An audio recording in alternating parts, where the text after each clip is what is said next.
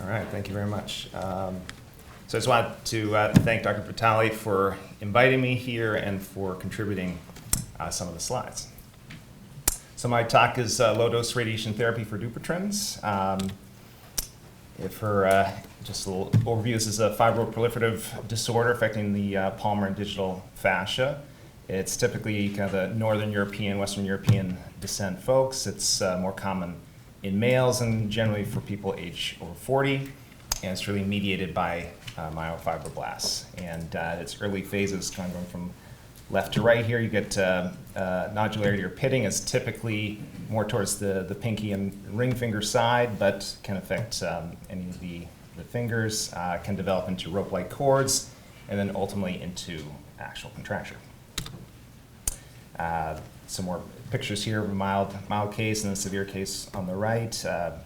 And the photos compliments of Dr. Vitale. One of the tests is a tabletop test, having someone in the middle here put their hand, can they put their hand actually flat on the table, or does it tent up?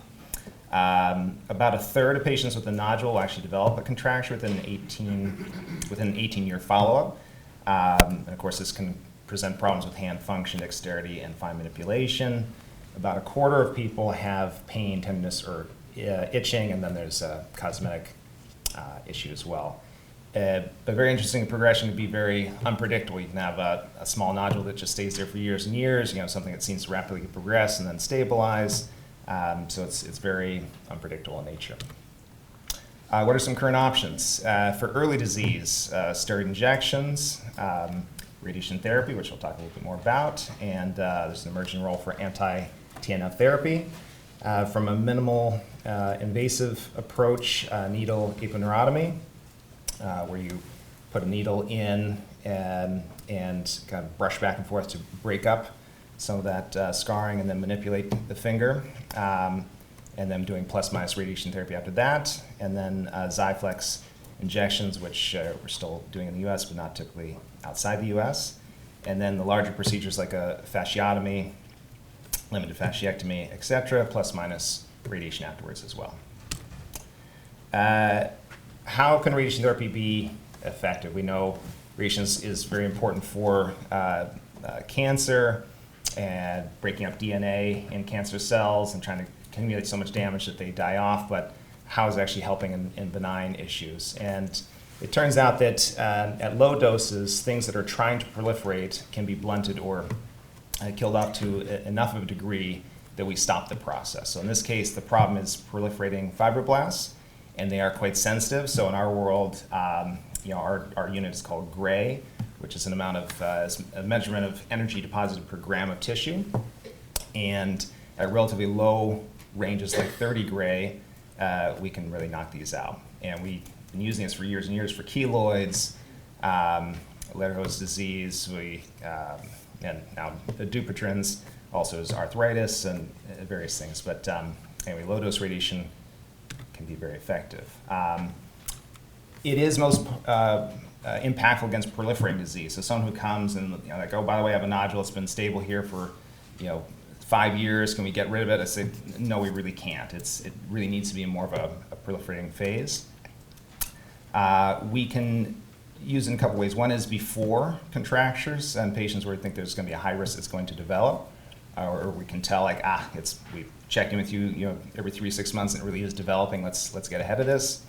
Side effects are quite mild, which we'll talk more about here. And also we can use it after surgery to try to stabilize what the nice gains the surgeon made.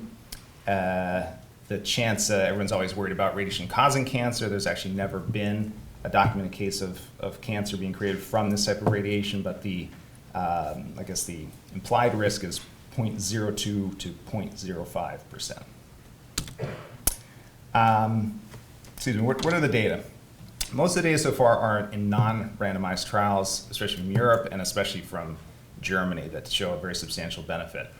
They have such a detailed knowledge of what the recurrence rates are with each of the surgical manipulations that when they've run trials where they add radiation, it's not quite a randomized trial, but it is very robust in terms of numbers they're comparing to. And let's say this is one of the most famous trials here, long-term outcomes from Germany, enrollment from 1997 to 2009. In this case, the control group was from patients who just simply declined radiation therapy. And then others were randomized to 2 different low-dose groups, 21 gray and 30 gray.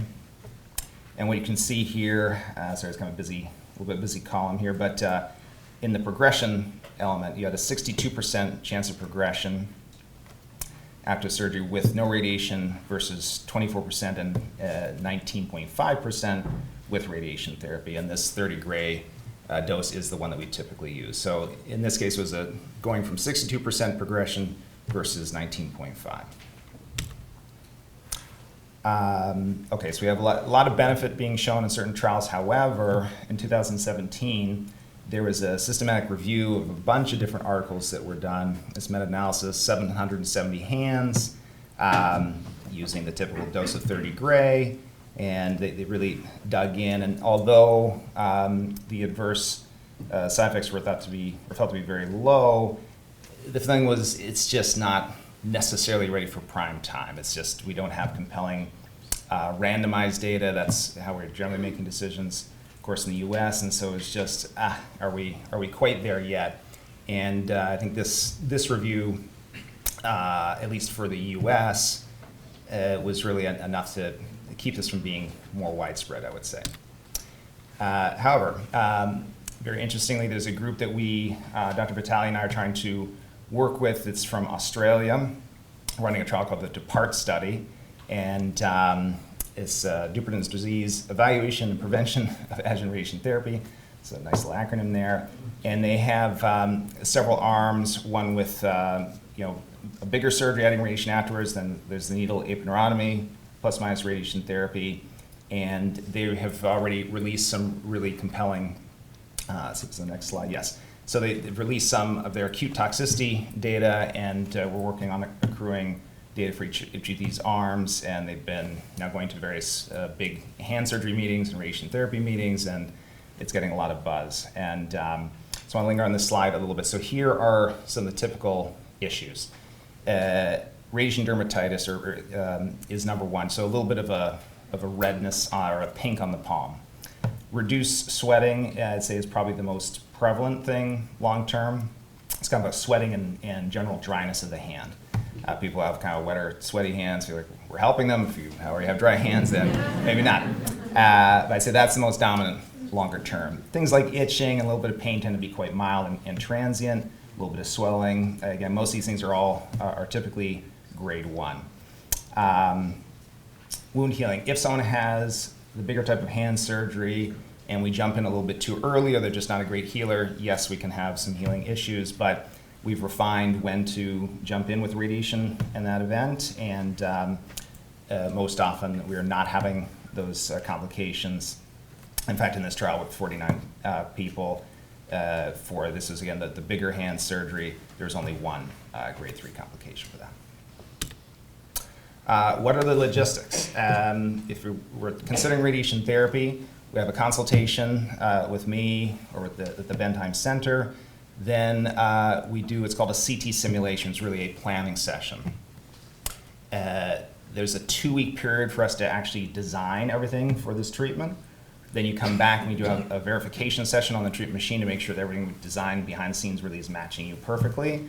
And then we get into the real treatment. The treatments are 5 treatments in a row, Monday through Friday, about 15 minutes per session. Then we take a 4 to 12 week break, and then you do the same exact thing, 5 consecutive days of radiation, done.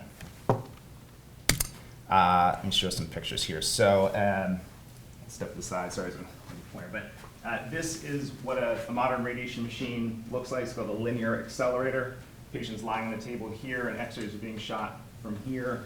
The typical position is with the hand over the head, but if there are shoulder issues, then we figure out a position on the side. You can even be sitting next to the machine like that, but most people have their hand up.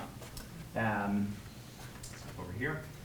In the mapping session, there's a mold that the hand is pushed into, and you can see there's a clear plastic piece I'm going to come back to, but we're marking out any nodules or rays of concern so you can visualize them better on the actual CAT scan. this material here, you can just faintly see this plastic, is called bolus material. What we're using, the type of radiation we're using in this case is called electron beam radiation. Electron beam does not penetrate like X-rays do. Not only does it not penetrate, but when it hits a surface, it's not at its maximum power. It takes a certain number of millimeters to build up its power. So we put this special 3D printed bolus on top for the electrons to build up their power so they get the proper dose at the skin. So the customized element is this mold here, and then this 3D printed bolus that's a send out that comes back. And this is a picture of really like the cutout that we would use in the head of the machine to map what we really want to treat on the hand, which then creates the dose distribution. So this is a view through the hand like this, and this is showing the depth that we want to get to, which is typically about 3 or 4 millimeters in depth, unless there's some particularly deep notch or cord. And it's just another view of the dose distribution.